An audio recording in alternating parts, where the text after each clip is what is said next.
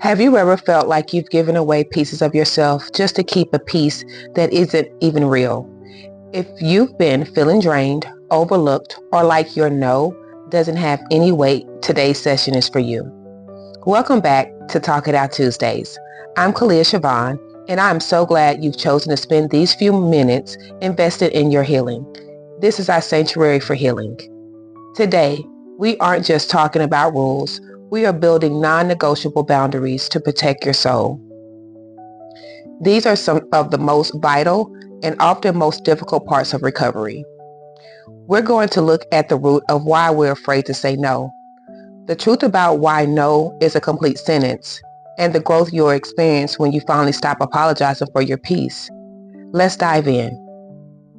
The root struggle is thinking a boundary is meant to change a toxic person's behavior. Before we can enforce a boundary, we have to define it. Think of your life as a garden. Your boundaries are the fence that keeps the peace in. Let's define some of the pillars. Emotional boundaries. These protect your heart. It's deciding who gets access to your deepest feelings and who no longer has the right to influence your mood. The mental boundaries. These protect your thoughts. You have the right to your own opinions and the right to stop participating in conversations that are meant to gaslight or confuse you. The physical boundaries.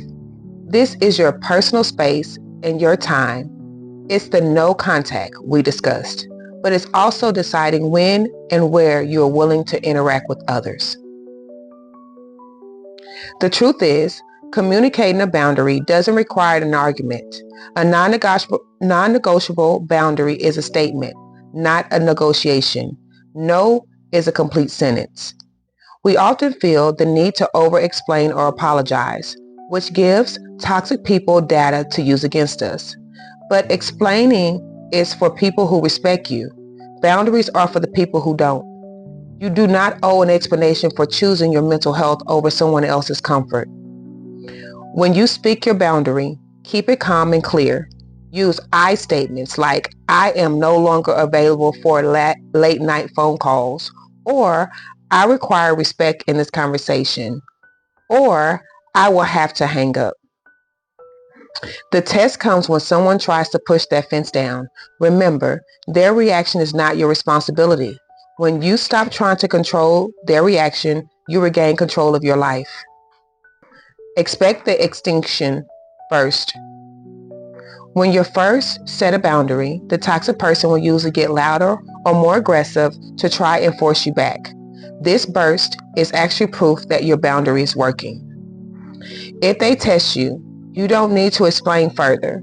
You simply follow through with the consequences you set. Sticking to it is the ultimate act of self-respect. Growth happens when you stay firm during the storm rather than folding to keep fake peace.